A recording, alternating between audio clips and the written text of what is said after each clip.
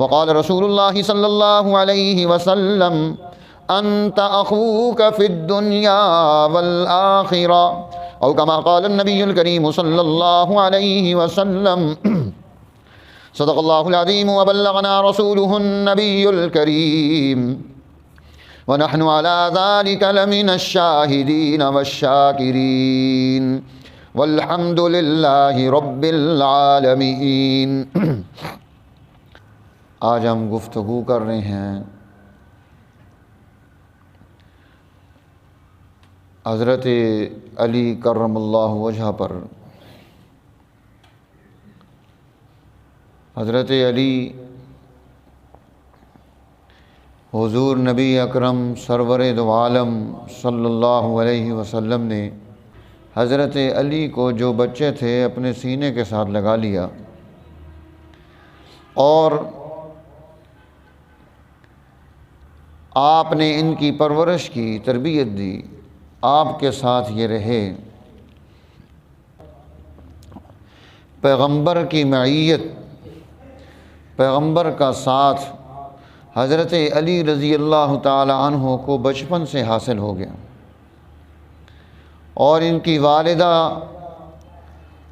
نبی اکرم سرور دو عالم صلی اللہ علیہ وسلم فرمایا کرتے تھے کہ یہ بھی میری ماں ہیں، اس ماں کے بعد جس نے مجھے جنا ہے۔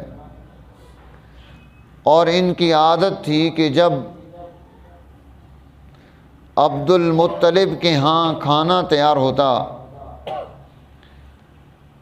اور وہ کھانا سب کو تقسیم کیا جاتا، اس میں سے تھوڑا بہت بچا کر رکھ لیتی اور پھر بعد میں جناب رسول اللہ صلی اللہ علیہ وسلم کو پھر وہ کھانا کھلاتی۔ اور حضرت علی رضی اللہ تعالی عنہ نجیب الطرفین ہیں، والد اور والدہ دونوں ہاشمی ہیں۔ نجیب الطرفین ہونا، خاندان کے اندر یہ سعادت ملنا، یہ بھی حضرت علی رضی اللہ تعالیٰ عنہ کی خوبی اور خاصہ ہے۔ اور پھر آپ کے علاوہ کسی کو یہ شرف نہیں حاصل ہوا کہ اس کی پیدائش جوف کعبہ میں ہوئی ہو۔ حضرت علی رضی اللہ تعالی عنہ بچپن سے ہی شعائر اسلام کو سیکھ چکے تھے، اس پر وہ عمل کر رہے تھے۔ حضور نبی اکرم سرور دو عالم صلی اللہ علیہ وسلم جب عبادت کے لیے مکہ کی گھاٹیوں اور وادیوں میں جاتے تو صبح سے شام تک حضرت علی رضی اللہ تعالی عنہ بھی حضور نبی اکرم صلی اللہ علیہ وسلم کے ساتھ ہوتے اور یہ مل کر عبادت کرتے۔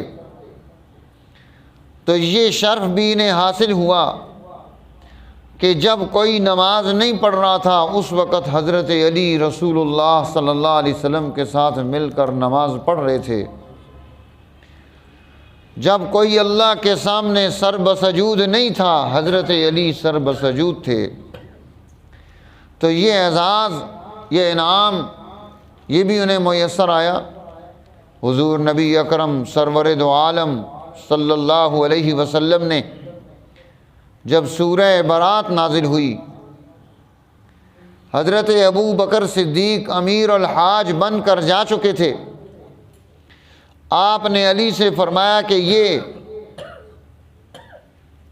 یہ حکم نامہ لے کر جاؤ اور جا کر وہاں تم نے یہ پیش کرنا ہے حج کے موقع پر۔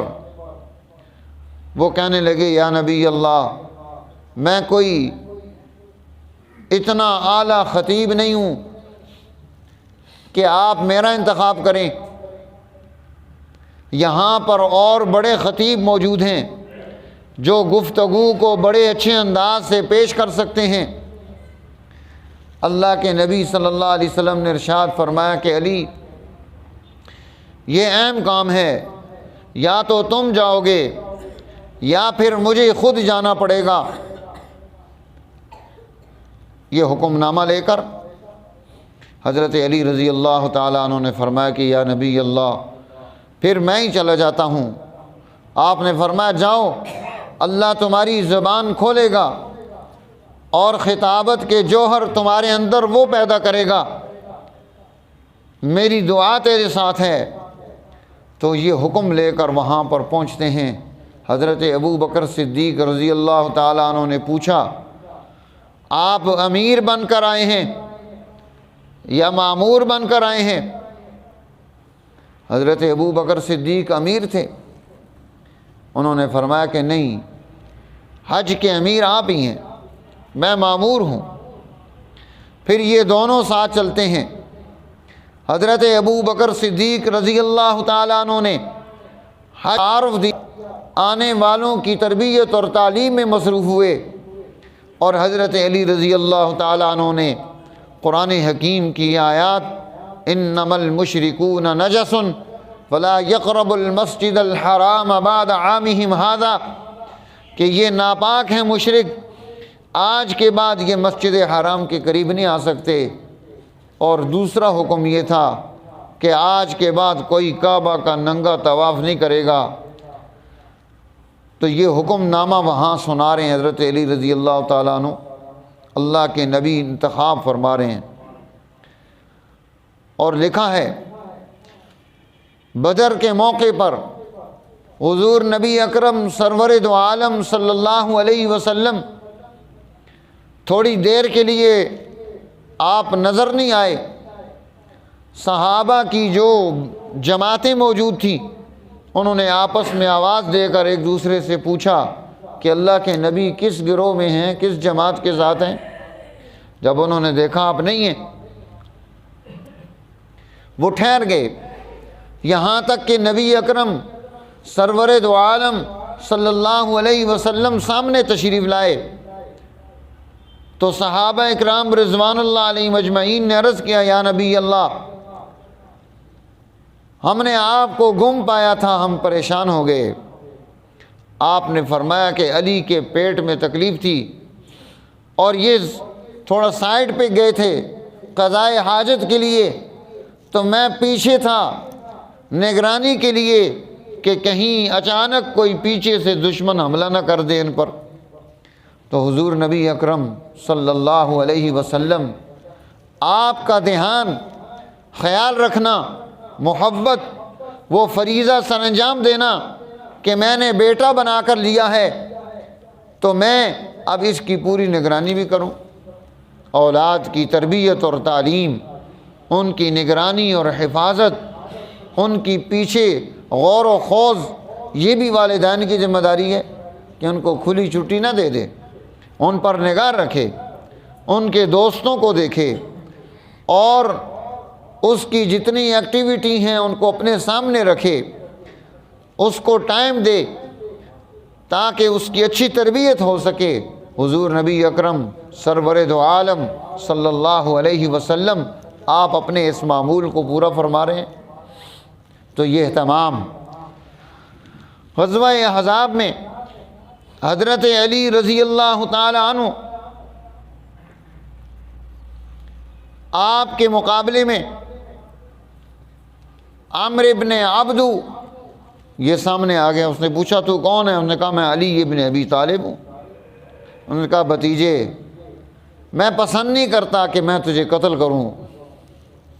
حضرت علی رضی اللہ تعالیٰ عنہ نے فرمایا کہ میں پسند کرتا ہوں کہ میں تجھے قتل کروں، تو اللہ اور اس کے رسول کے مقابلے میں آ رہا ہے۔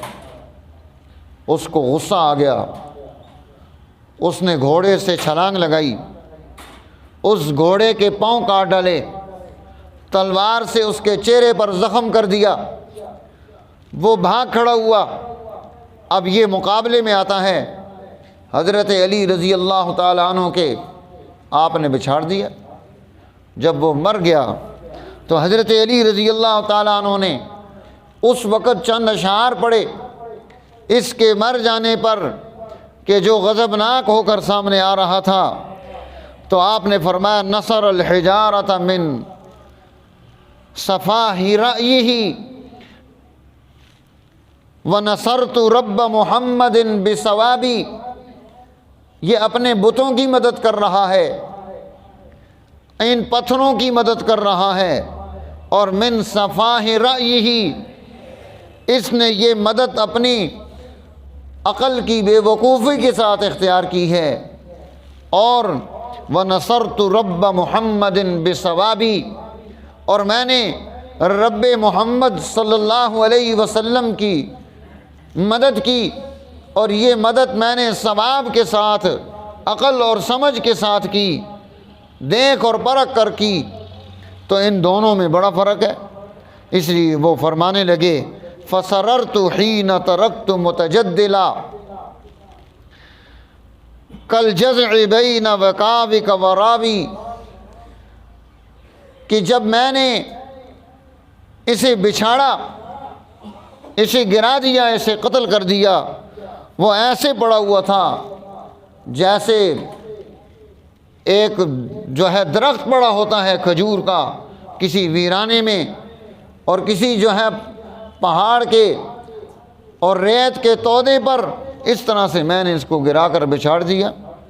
اور پھر انہوں نے فرمایا وَغَضَضْتُ عَنْ أَصْوَابِهِ وَلَوْ أَنَّ، میں نے اس کے کپڑوں کی طرف نگاہ نہیں کی، اور اگر یہ مجھ پر غالب ہو جاتا تو یہ کیا کرتا، یہ میرے کپڑے بھی مجھ سے چھین لیتا، انہیں اتار لیتا، لیکن میں نے ایسا نہیں کیا کہ میں اس کے کپڑوں کی طرف نگاہ کروں۔ اور پھر آپ نے فرمایا لا تحسبن اللہ خازن دینہ ونبیہ یا معشر الاحزاب، یہ غم نہ کر اے مشرکوں کی جماعت اور گروہ، اس بات کی ہرگز اس کا گمان نہ کرنا کہ اللہ تعالیٰ اپنے نبی کو اور اپنے دین کو رسوا کر دے گا، ضائع کر دے گا، ایسا نہیں ہوگا۔ اللہ اس دین کی حفاظت کرنے والا، اللہ اس دین کی نگرانی کرنے والا، اسے سنبھالنے والا ہے۔ تو گویا اللہ تعالیٰ نے ان بزرگوں کو کیا عظیم مرتبہ عطا فرمایا تھا، دین کی خدمت کے لیے اپنے خاندان کے سامنے کھڑے ہیں، اس کو اپنا دشمن سمجھتے ہیں، اس کے مقابلے میں آتے ہیں، اس کے خلاف وار کرتے ہیں، اور دینی اہمیت کو اہم سمجھتے ہیں، قرابت داریاں اور رشتہ داریاں پیچھے چھوڑ دیتے ہیں۔ یہ ہیں حضرت علی رضی اللہ تعالی عنہ، کہ جنہوں نے اپنی پوری زندگی اسلام کے ان اعلیٰ اصولوں کو، رسول اللہ صلی اللہ علیہ وسلم کی طرف سے ملنے والی اس ہدایت کو، صراط مستقیم کو اپنی زندگی کی بنیاد بنایا، اوڑھنا اور بچھونا بنایا، جس کا نتیجہ ہے کہ اللہ تعالیٰ نے انہیں سرفرازیاں عطا فرمائیں، انہیں مرتبے عطا فرمائے، انہیں مقام عطا فرمایا۔ حضور نبی اکرم سرور دو عالم صلی اللہ علیہ وسلم، آپ جب مدینہ منورہ تشریف لے گئے، آپ نے ایک انصاری کو اور ایک مہاجر کو آپس میں بھائی بھائی بنا دیا۔ وہاں سے آنے والے، یہاں رہنے والے، یہ تم آپس میں بھائی ہو۔ حضرت علی رضی اللہ تعالیٰ عنہ تشریف لائے جناب رسول اللہ صلی اللہ علیہ وسلم کے پاس کہ یا نبی اللہ، آپ نے ہر ایک کے ساتھ ایک بھائی مقرر کر دیا، اور میرے لیے بھائی کا کوئی انتخاب نہیں کیا۔ تو آپ نے فرمایا کہ علی انتا، تو میرا بھائی ہے، فی الدنیا والآخرہ، دنیا اور آخرت دونوں میں نے تجھے اپنا بھائی بنایا ہے۔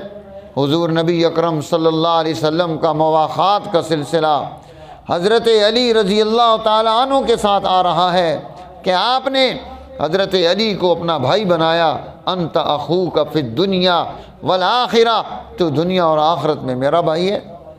تو میں نے یہ بھائی چارے کا سلسلہ اپنا تیرے ساتھ قائم کر دیا ہے۔ تو حضور نبی اکرم سرور دو عالم صلی اللہ علیہ وسلم کا آپ کے ساتھ کیسا پیارا اور محبت بھرا تعلق ہے۔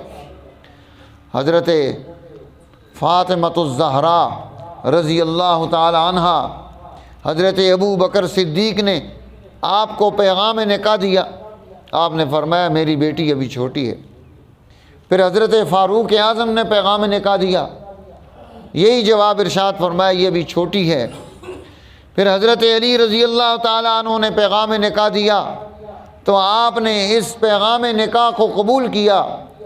اب آپ گھر تشریف لائے، اس موقع پر آپ نے حضرت علی رضی اللہ تعالیٰ عنہ ان کو بلا کر آپ نے پانی منگوایا، پانی منگوا کر اس پانی میں سے نوش فرمایا، انہیں دیا، اس پانی کے چھینٹے ان پر ڈالے، پھر اپنی بیٹی حضرت سیدہ فاطمۃ الزہرا رضی اللہ تعالی عنہا کو بلایا اور ان پر بھی پانی کے وہ چھینٹے مارے، اور پھر انہیں یہ بات ارشاد فرمائی کہ میری بیٹی، اپنے خاندان میں سے سب سے محبوب ترین آدمی میں نے تیرے نکاح میں دیا ہے۔ تو اللہ کے نبی اس خاندان میں جس سے سب سے زیادہ پیار اور محبت رکھتے ہیں وہ حضرت علی رضی اللہ تعالیٰ عنہ، تو آپ کو یہ تمام مرتبے حاصل ہوئے اور دین اسلام کی خدمت میں حضور نبی اکرم سرور دو عالم صلی اللہ علیہ وسلم کے سارے دور میں کردار ادا کیا، حضرت ابو بکر صدیق کے دور میں کردار ادا کیا، حضرت عمر بن الخطاب کے دور میں کردار ادا کیا، حضرت عثمان ابن عفان کے دور میں کردار ادا کیا، ہر ایک کے مشیر رہے، انہیں رائے دی۔ حضرت عمر رضی اللہ تعالیٰ عنہ ایک مقام پر یہ بات ارشاد فرماتے ہیں، اگر آج علی نہ ہوتے تو عمر ہلاک ہو جاتا۔ ان کی صائب رائے نے، عقل نے، تدبیر نے اللہ جل جلالہ نے عطا فرمائی تھی۔ ہر صحابی کو ایک مرتبہ اور مقام ملا ہے، ہر ایک پھول کی خوشبو ہوتی ہے۔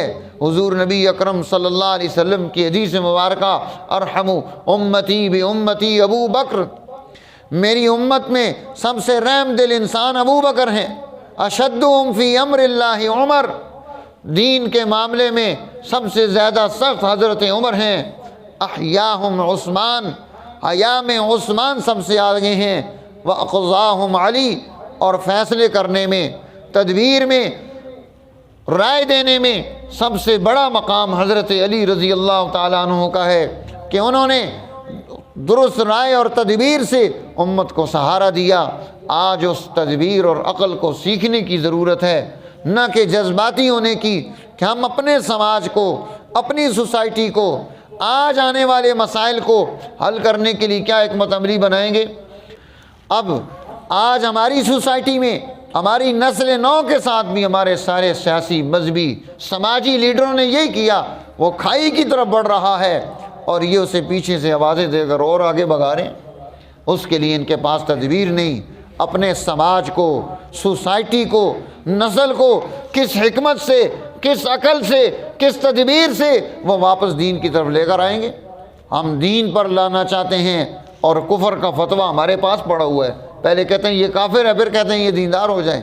تو میرے دوستو، آج ہمیں لوگوں کی اس صائب رائے کو دیکھنا اور اپنے سماج پر غور کرنا ہے کہ ہم آج کیسے اپنے سماج کو، سوسائٹی کو بچائیں گے۔ اللہ جل جلالہ ہمیں عقل و تدبیر عطا فرمائے، معرفت نصیب فرمائے، تاکہ ہم دنیا اور آخرت میں سرخرو ہوں۔ وآخر دعوانا الحمدللہ رب العالمین۔